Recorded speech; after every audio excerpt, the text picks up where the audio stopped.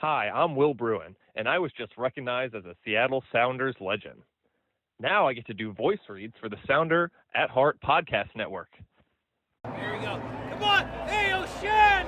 Let's go! The Seattle Sounders have done it! MLS Cup winners! The Sounders rule the region! Seattle Sounders is campeón!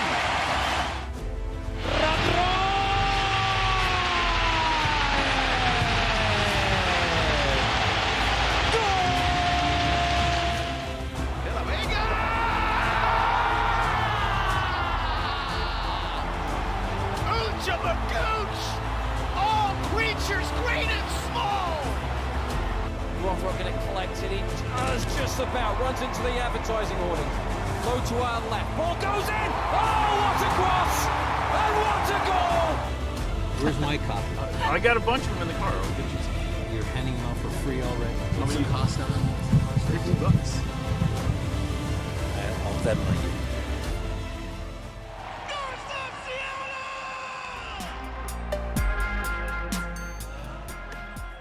This episode of Nos Arietes is sponsored by Full Pull Wines, a Seattle-based wine retailer and proud sponsor of Nos Arietes since 2011. Full Pull was founded in 2009, is based in Seattle, and is owned and operated by longtime Sounders supporters. They offer the best boutique wines of the world to members of their mailing list, with special focus on their home, the Pacific Northwest. Welcome back to another episode of Nos Arietes on the Sounder at Heart Podcast Network. It is actually Thursday night. We are sitting in Lumen Field. We're doing an early recording of what we learned this week with Niko Moreno. Niko, what the hell did we just watch, man? I'm still trying to figure that out. Obviously, send in all of the audience a kind hello as I try to gather my thoughts, as I ponder and I look down on an empty Lumen Field. And empty is what it felt like to see this team play as disjointed and uninspiring as they did here today. I would like to start by just saying that the scoreline was scandalous. It really was. And that's going to take your headlines, right? 5-1 is a result that should not happen to a team like the Sounders, should not happen against your arch rival. This is a Clásico. This is a derby. He plays differently. And I always expect Brian Spencer teams to come to play this sort of games. But it was the performance that left me with a lot of question marks, Jeremiah, and I think that's what really concerns me. Yeah, 5-1 is the worst home loss. It's tied for the biggest, most goal loss. They've had one out of their 4 goal loss in their history in all competitions at home. They lost 4-0 in 2010 to the LA Galaxy. That was the infamous refund game. That has up until now been their worst loss at home in franchise history. They lost a game 4-1 to the Vancouver Whitecaps back in 2013. And that was the only 2 times they've given up 4 goals at home in a competitive match at home at Lumen Field. At Lumen Field. And the 5 goals, that's the most goals they've ever allowed at home to an opponent. I think when you throw it all together, you look at, this was a derby. It was a match where they were honoring Siggy Schmid and Jimmy Gabriel and Casey Keller. It was the biggest crowd they've had since 2024. There was over 35,000 people here. It was coming off all the hype around the World Cup. And to come out and put together this performance, look, the players said it themselves. It was embarrassing. It was... I did not see this coming. This is a team who had been off to at one point in this year, I think they were on their best start they've ever had. This is now their 3rd loss in a row. And I think they have to really be worried about the wheels completely coming off, which was not something that was on my agenda coming out of that break. I thought they would, I thought they were going to put in together a good performance here.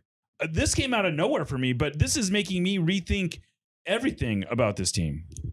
I had concerns, and it all started with the hospital that it was this week of training for the Sounders. Yeah, okay. There was a lot of injured players. That's true. Key pieces, Yeah. right? Alex Roldan, Christian Roldan, the fact that Yamar had a setback.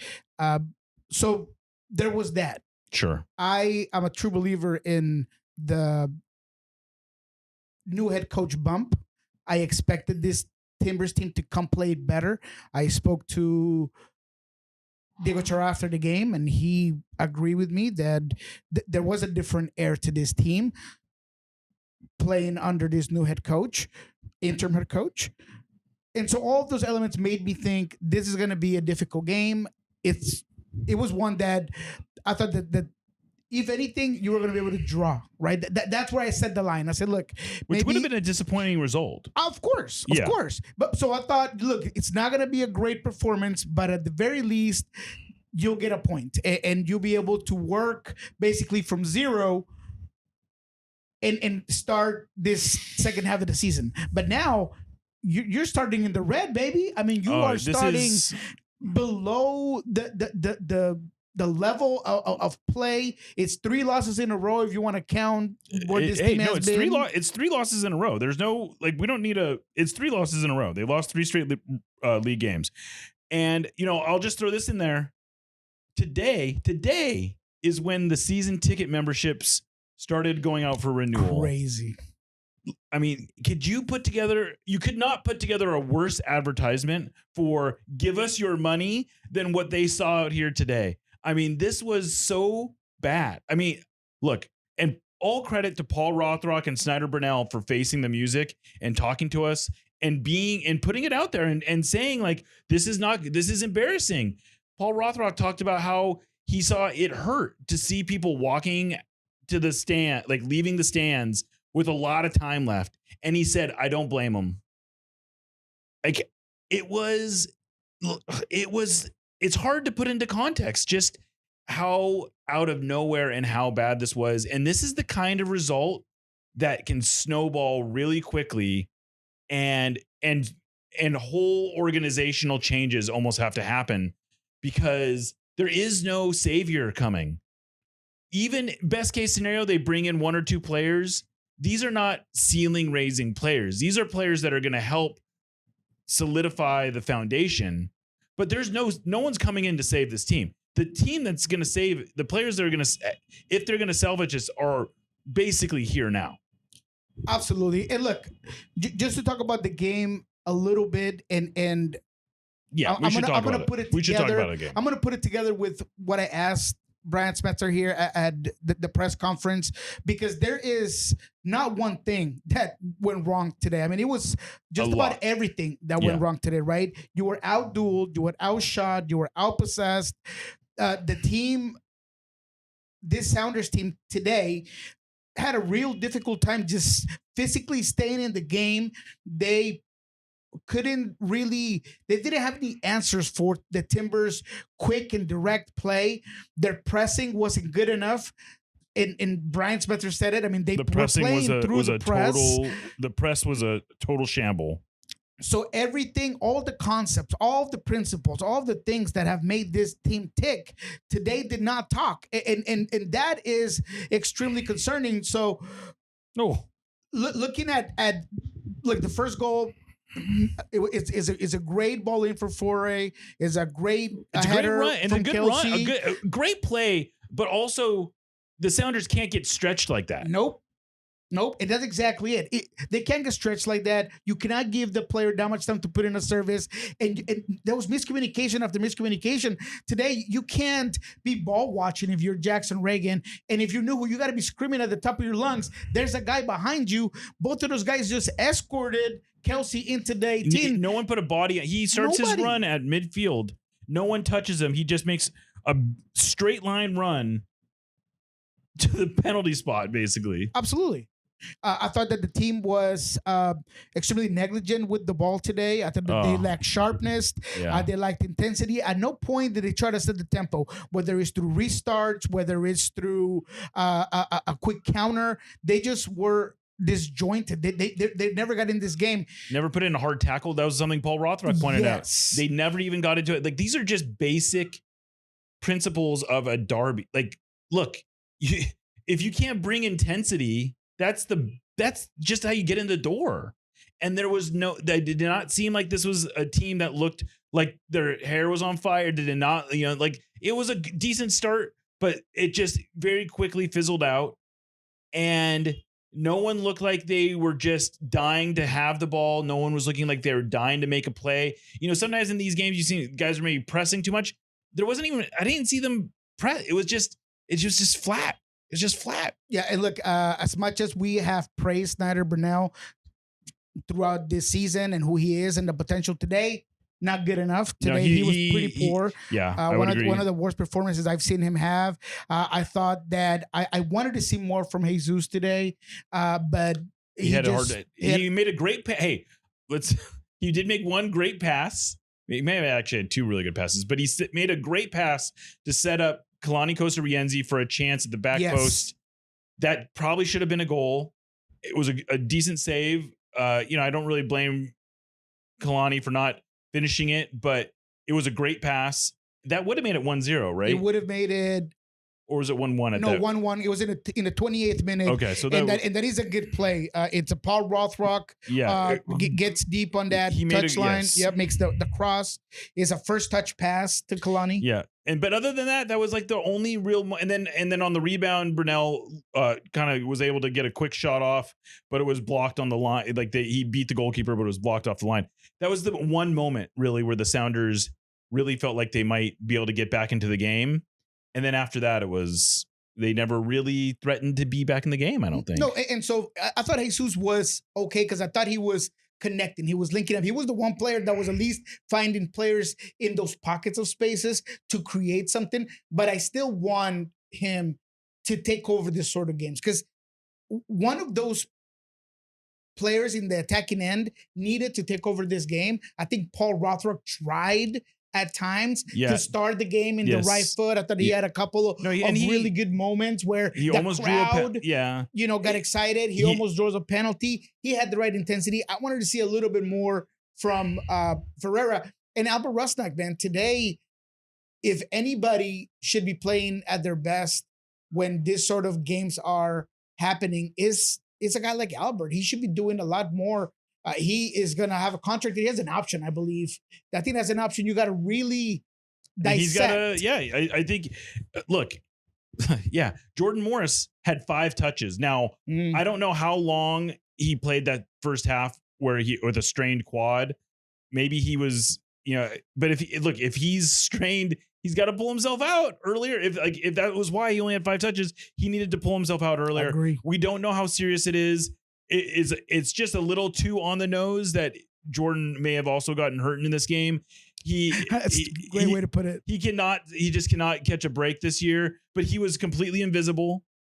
I don't know that you can look at anyone in that first half.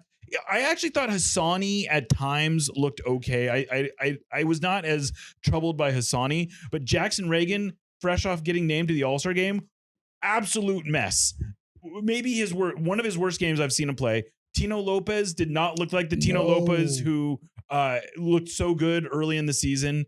Nuhu did not look particularly good. Kalani was bad today. He had a couple of moments going forward, but he was not good in possession. He had bad turnovers. He was not good in defense. It was just up and down the roster, not good enough. And then look, Peter Kingston came in, brought some energy. I liked what I saw from Peter Kingston. I liked what I saw from Osaze. I did too. But there was 4-0 at that point. And it was the last, 10? Well, yeah, I mean, the game was over. Minutes. The game was over when they came in. So I don't want to dwell too much on that. Yeah. So all in all, what I asked Brian was, what worries you most out of this? Yeah. Is it the fact that you lost the duel battle? Is it the fact that you had no intensity? Is it a transition defense? What is it? And I really like the fact, and I'm probably going to get heat for this, but it's not just accountability, but I think he gave me a very honest answer by saying, look, I got to look at this game and figure out those players that play today, can they press the way I want them to press? Can they perform the way I want them to perform? So what I got from Brian is I got to take a deep look into this team and figure out who's going to perform and who's going to get this ship right. Because as you mentioned, Jeremiah, this season, short from Pedro de la Vega coming back within the next month, hitting or immediately returning to his absolutely form, which is not likely. Exactly. So you're really betting on that alone to have any sort of light at the end of the tunnel. And that is concerning if you are the Sounders, because one thing that you need to put into perspective is that you are fifth or sixth in the table, but the teams below you, they're all improving. They're all getting new players. Everybody's out there trying to make their team better. I think Houston's going to be better. I think that the Earthquakes are going to continue to be on a very good path. I think that maybe Sporting Kansas City goes and gets some guys. I mean, just about everybody's going to be able to get out there and try to get better. So now you're sitting in a position where if you're not a team that makes collectiveness the system and I don't know, everything else that's made you tick so far as what allows you to continue to be successful, then I just don't know how and see, that's the thing, right? Is that this kind of performance is not supposed to be possible. Your floor is supposed to be so high. Absolutely. Your ceiling might be not super high, but your floor is supposed to be high enough that this game should never happen. And yeah, they were missing a few starters, but not all these players have experience. There was no players who were thrown in the deep end today. All of these players have been in big games and performed before. This is supposed to be something off the table, a performance like this. To do it against a rival, I think it has to make you rethink the entire program, right? It makes you rethink, like, look, maybe, like, clearly our floor is not as high as we thought it was. Not just that, Jeremiah, but it is almost as if getting ready to take over and cash in on the euphoria from the World Cup. You thought that you were going to be able to have this extra element to create momentum for yourself. You are going to be on the road for the next 3 or 4 games. You have Leagues Cup coming up, so you are questioning your depth. So there's all of these components that are striking this big question marks. And as you said, it can unravel very quickly if you cannot right in the ship as soon as you can. And I look at the last 2 games that they lost before this one. LAFC, they were a team that had some ups and downs, not the LAFC of old. Brand new coach. The Galaxy were a team that were in shambles. They also beat you 2-0. So you're not losing to the top of the Western Conference. You're losing to the teams you should be beating. And that's just even more concerning. Yeah. All year I've sort of been going through and comparing. One of the things I like to do is compare the result in a given fixture to the previous year. Right. And it sort of gives you a sense of like how much improvement you can expect, or the other way, right? Well, they've now, they had started off the season something like 7 points ahead of their pace from last year. I believe between these last 3 games, they've given back 6 because they beat the Galaxy. Oh, wait, I guess the Galaxy, maybe not. They gave back 2 against the Galaxy, gave out 5. So they gave back 2 against the Galaxy and they gave back 3 today. I mean, that's, you're talking about giving away a lot of the progress that you made early in the season. I mean, at this point, they've now lost 2 in a row at home. That's coming off a 22 game home unbeaten streak. It's just none of it's good enough right now. And, we'll come back in a second segment and we'll do a little bit more of a deep dive into the kind of preview the transfer window. So I don't want to get too far ahead of ourselves, but I just think that this result has to open some eyes. It opened my eyes, I think. I think it has to cause the Sounders to rethink their approach.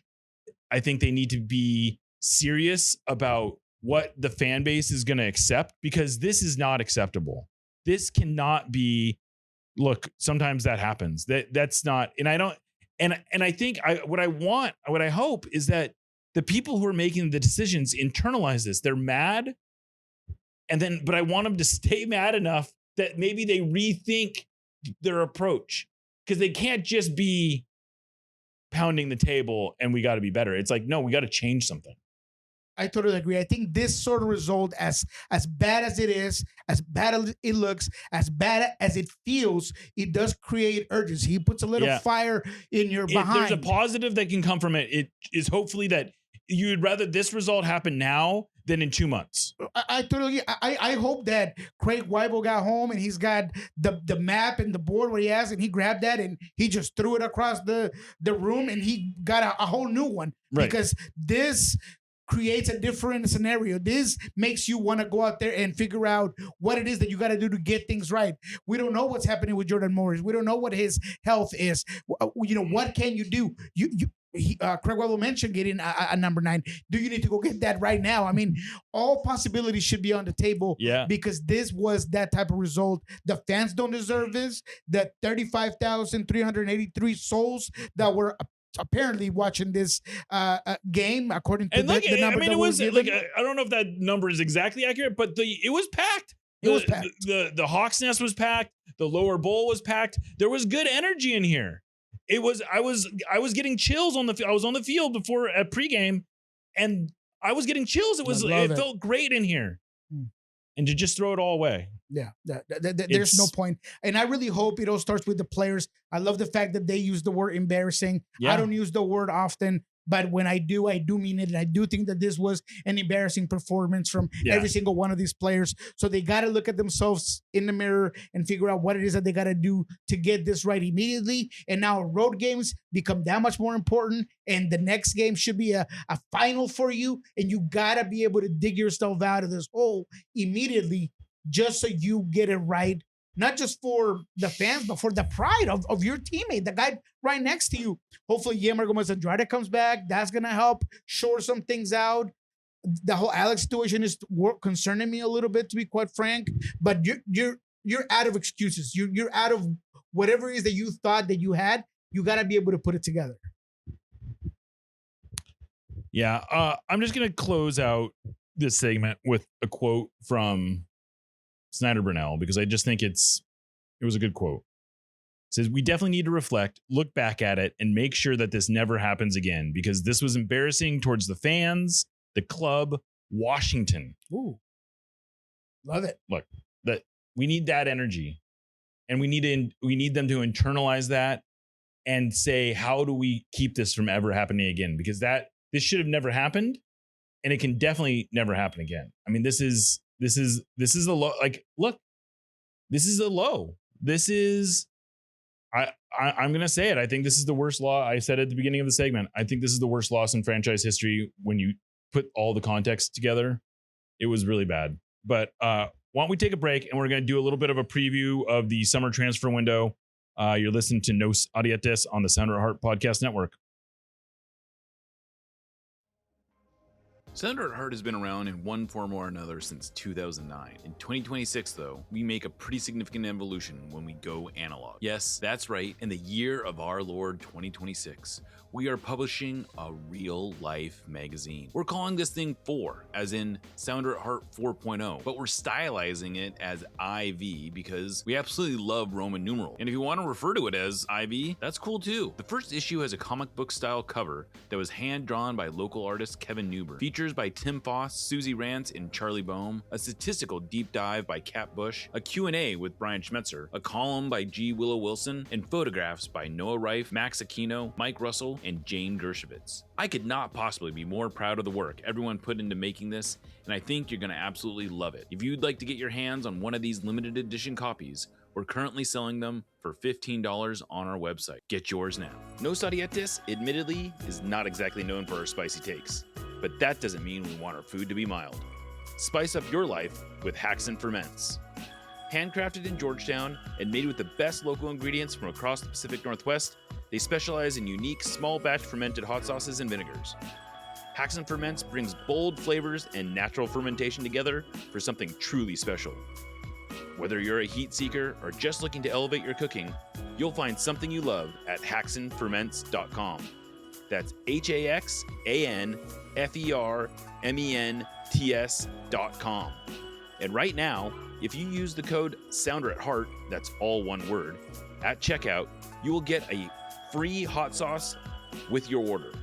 Again, go to hacksandferments.com, use the code SOUNDER@HEART at checkout for a free hot sauce with your order. Hacks and Ferments is a proud sponsor of the Sounder at Heart podcast network. Welcome back to Nos Audietis on the Sounder at Heart podcast network. All right, we are here at Lumen Field. We are cleaning up the mess as the mess is being cleaned up on the field. We are trying to clean up the mess off the field a little bit here. But let's look ahead. This transfer window just opened the other day, July 13th. It stays open, I believe, for roughly 6 weeks. It's very clear to me that the Sounders have to make a move. Now, I think they had to make a move already. I think optically they needed to make a move because they have not made a summer transfer signing from outside the organization since 2021, which is crazy to say. Which is the entire in the entire Craig Weibel tenure. I think that the people in this organization need to take seriously the possibility that Craig is going to lose the GM vote when it comes up, I believe, in September or October. If they don't make a move this summer, it almost, I think a very large portion of the fan base is going to vote to remove them, even if they're playing well. But I think this game is a reminder that we can't assume they're going to be playing well. And what do we think realistically is going to happen this summer? Because none of us expect there to be a new DP signing. Nope. What's that leave? So let's get those out first, because those are the first questions to come. There is no DP availability. There's no way you buy anybody out. Because and partly because there's no money for it. Right? There's no money for it. Exactly. And you can get mad at Craig if you want, but like, let's be real. The reason that they can't get a new DP is because ownership has not put up the money to either buy out someone and then replace them. Like, that's just not remotely in the budget. Either one of those things. And that's exactly where I want to start off, right? Because I think it's very easy to just at times use Craig Weibel as a scapegoat. Now, I'm not saying that he is someone that doesn't have culpability in the whole matter, but the reality that I've seen in the Craig Weibel era is that he has not gotten the same level of funding and budget that maybe Garth Lagerwey did. I'm not saying that maybe he would have been doing. I don't think there's any question. He does not have the budget that Garth had. He did not have the budget that even Adrian had when he was the GM until 2014. But go on. No, that's fair. That's totally fair. So for me, although I do agree that fans have every right to vote the GM out, to have their own voices be heard. Not a lot of fans get a say in things and be able to feel like they have an effect on a team. So I'm all with that. But what I will tell people is that if you're thinking that the next guy, not Craig Weibel, all of a sudden makes the budget bigger, then I think you're mistaken. Now, can that person maybe force more money? Or I don't know, do more things to be more creative with what they have? Yeah, totally. But I think that Craig Weibel, for what he's had, he's done a good job at keeping the team competitive. I think that he's done a good job at using the Tacoma Defiance as a way to get players that could potentially bolster the first team. I think that they've all been lucky that Garth Lagerwey left a phenomenal youth program, and that you have guys like Henry Browner and Wade, Craig Dalrymple, absolutely being those guys that have done enough to get this team some talent out of your own academies, right? But the reality, Jeremiah, let's get into it.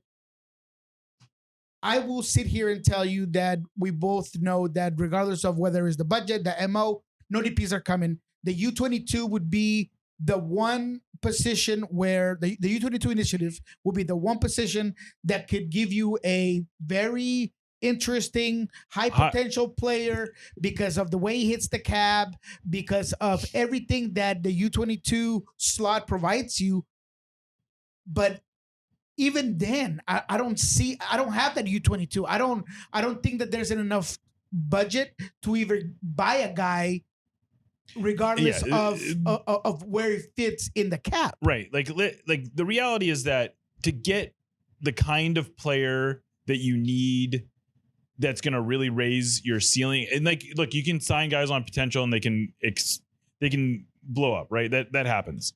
But like realistically, you're going to have to spend $5-6 million to get the kind of player that is like going to potentially be a starter right away at that age, right? And even then, that's tough. That's tough. I mean, it's just the U22 hit rate from outside the league is not high.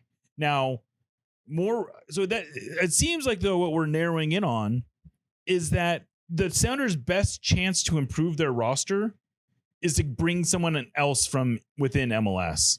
And again, I think this is more about raising their floor than their ceiling. And that's exactly it, right? I've said it.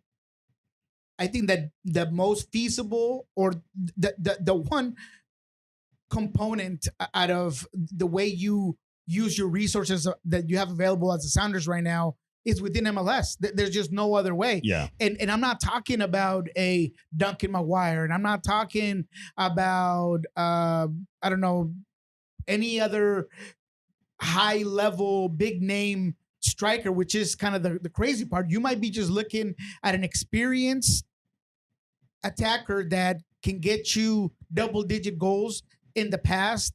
And I'm not going to say any names, but that's kind of the profile that I'm seeing as the options. Right. It's just guys that, just like I don't know, Will Bruin at some point provided you a guy that could come in. I mean, honestly, you're probably talking about someone who, like Danny Musovski last year, who ran into an 18-goal season. And so, and look, this is frustrating. This is like, I want Craig to do something because I think it's important to do something. But I also have to admit that he's not being given the resources. It does not look like he's being given the resources to make the kind of move that everyone wants to see made. And maybe that changes in the offseason. You know, Craig talked about how a lot of their allocation money budget that they made in the last offseason won't actually come online until 2027. And maybe that's true. Maybe because of the way the transfers were structured, maybe that money is coming later than I thought on paper. But I got to be honest, I don't know how much patience you can really ask fans to have when they've been patient as they've been. And look, the results have been pretty good. They won a trophy last year. I'm not trying to diminish that, but I think it's okay for Sounders fans to expect more than they've been getting. And after a result like tonight, you'd hope there's a wake-up call to the people that are writing these checks saying, we need to get serious here. I couldn't agree more. And look, there was a point where I thought that maybe a Preston Judd was an option. Honestly, that would be a great signing. I think that would have been great, but it looks like that's not one that team's particularly ready to move on. I think I'm not surprised by that. He just got an extension, right? But he's a player that you think, well, you know, maybe it sounds like he can go out there and get somebody better. But that's the type of level of guy that I think you can be creative to bring. The San Jose Earthquakes are talking about bringing in. They already brought in Timo Werner, right? And they paid all this money for Bruce Arena. They have one of the cheapest owners in professional sports, and this is what they're talking about potentially. Maybe Preston Judge is. We need to be shooting higher than that. Yeah, it's exactly what I want to relay, right? I want to make sure that people have the expectation of guy that could potentially come in and help this team out. But at the end of the day, I'm going to compare, and this might bite me in the behind, but Real Salt Lake today is not the Real Salt Lake of 5 years ago, right? Mm-hmm. The amount of money they put into that roster is substantial. Now, that hasn't necessarily reflected into wins or championships, but the team is entertaining and it's an offensive attacking team. And those guys here in Seattle is kind of what I want to see. I want to see you go out there and get guys that are going to come in and perform, and you spend 20, 30 million in a total for 3 or 4 guys. But unless there is a new investor group that comes in, that's not going to be the case, Jeremiah. And I will say this over and over again. I think Adrian Hanauer cares more than most owners in the league about their team. He might care the most. He's at every practice. He's always there. This is his baby. But the reality is that he can't compete when it comes to the investment level. And I don't know what it is about it. And I look, the way MLS is structured, and it does make it there. Like we've gone over this many times. There is not a lot of correlation between spending and points. There's, in some cases, no correlation between spending and points. But if you don't think that it costs money to bring in talent, I don't know what it's like we gotta think a little bit more critically than that. We can't just do it with duct tape and glue. There has to be some actual structure behind what we're doing, and it can't just be like, look, we have the best farm, we have the best attitude. That'll get you a certain. We have the best coaching. That'll get you something. But at some point, they're gonna have to write checks, and I honestly hope that message is getting through, and I hope a game like this is, like I said, a wake up call. Yeah, especially in today's MLS, because as I mentioned, everybody's getting better. LA Galaxy, they're already a couple of guys in, right? Minnesota is getting a couple of guys. Houston is getting a couple of guys. So all of these teams are continuing to get better. And just for optics, I love when you use that word, because sometimes it's just about optics. I do feel like, as much as Craig Weibel can look at us straight in the face and say, look, if a guy's not going to come in and be a starter or be a difference maker, I'm not going to make a purchase. But this time around, the optics are terrible. You need to make a panic signing. If there was ever a time where you have to do a panic signing, in my humble opinion, it is now. Like, press that button, panic now, and get whatever it is that you can get, and use every resource that you can. And look, like I said, I have been told that nothing's off the table. If there's a trade for one of your DPs, like Albert, take it. Right. If there's one for Pedro, take it. You have to be able to move things around. There are no, there's no sacred cows. No, nothing. Nothing. And look, if all of this sounds different than how we have talked about this team before, it's because it is. Yeah. This game changes everything. It changes our perception of it's this was an earth-shattering performance. And I know there's going to be people out there being like, well, I'm glad you're finally on board or whatever. Sure. If you want to take a victory lap over this, that's fine. But I'll be honest, I did not think a performance like this was possible. And Brian didn't think it was possible. I don't think Brian thought it was possible either. Him. Right.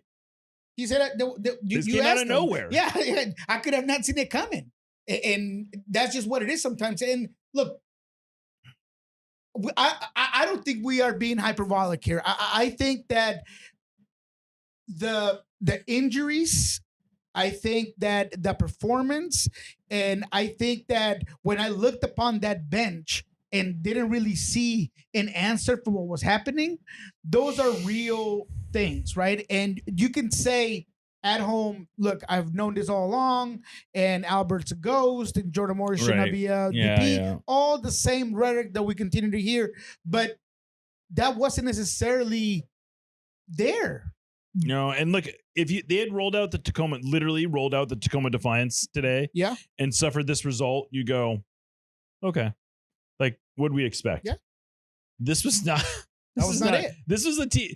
Most of, like I said, these players went toe to toe with the Vancouver Whitecaps twice. Yep, and won. They went toe to toe with the San Jose Earthquakes at San Jose twice and won. This team has beaten the two best teams in the Western Conference 4 times this year. I did not think this was possible. No. I don't have much else to say. I don't know how many more times I can say that. I hope that this transfer window is fruitful. I hope that maybe, and I think it's too much to hope for, but I'm going to say it anyway. I do hope the budget changes. I hope there is some rethinking of the approach. But at the very least, I hope that there is a reanalysis of we need to do something. We cannot just sit on our hands. That it can't be one of our choices. Doing nothing cannot be one of our options. We have all these other do something options. Even if one of those, look, I've so many times I have said, you really want to just sign someone for the sake of signing someone? And no, I don't want to do that as plan A, but if we get down to it, yeah. You got to send a message that we're taking this seriously.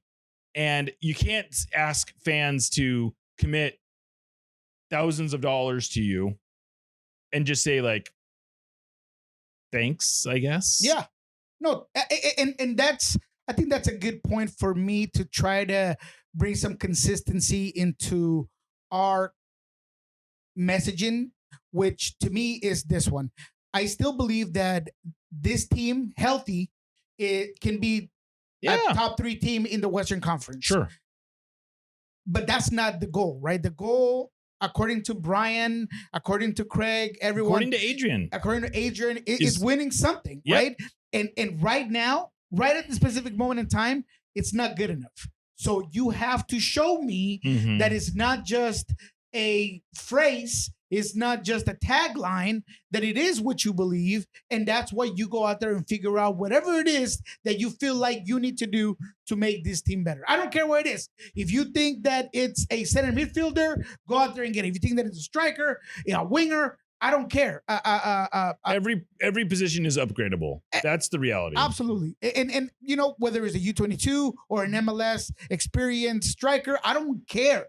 I just want to be able to say, hey, I'm glad that you guys decided that you needed more to make this team, give this team a real chance to win something this year. Because that is, to be quite honest, the bottom line of what people want this season out of this specific team. It doesn't matter what it is, whether it's Leagues Cup or whether it's MLS Cup, but you have to be able to get something to give these fans a reason to get the season tickets, to be able to come back, to feel pride in this badge, in these colors, in everything that stands for this organization. Look, and I'm going to say it again. 17 years they've been in MLS. They've never suffered an embarrassing performance on this level at home. That demands a response. It demands something change. And that's why this was I think important to say. And Jeremiah, let me just add to your openingness, and I could see it in your face that you're hurting. The schedule is not great. I mean, you're playing next 4 games are on the road. 4 games on the road, right? You got Austin, whatever, mid-table team, fine. Philadelphia, they're kind of a shit show, but hey, I don't think they've ever won in Philadelphia other than the Open Cup. It's over there. You have to go coast to coast. They actually are getting some players. They're getting Kyle Werner back. I mean, they're reloading. Then you play at Portland, and then you play in the hardest stadium in CONCACAF. The hardest stadium in CONCACAF. That's what you get. You get to play at Toluca.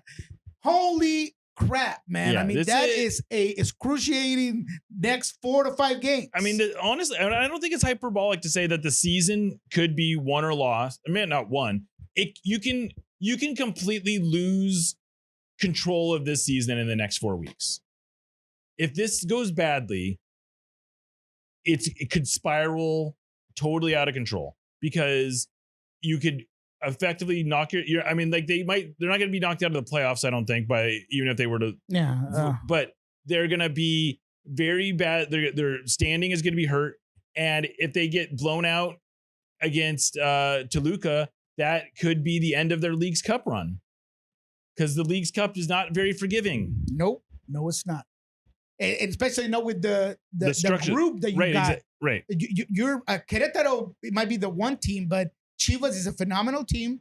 and they carry some weight no matter where they go.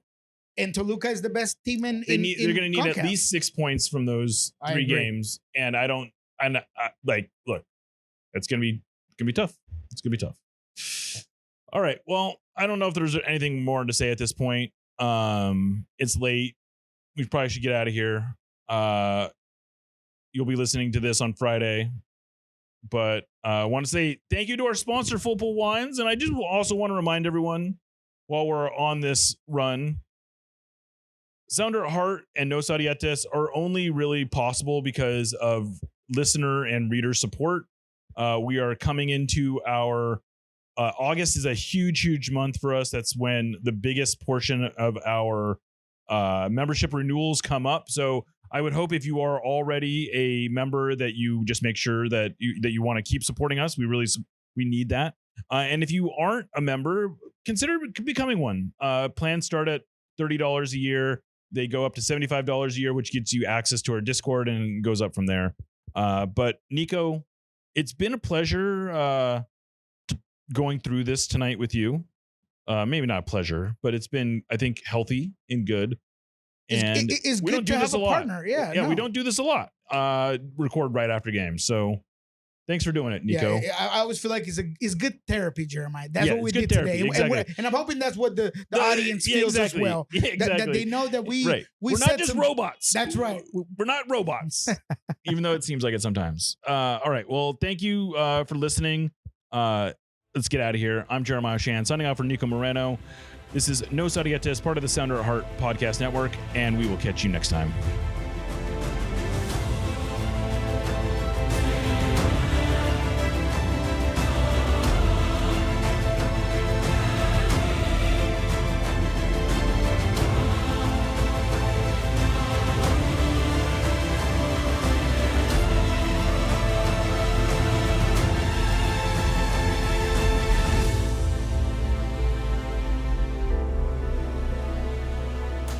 Let's go Sounders.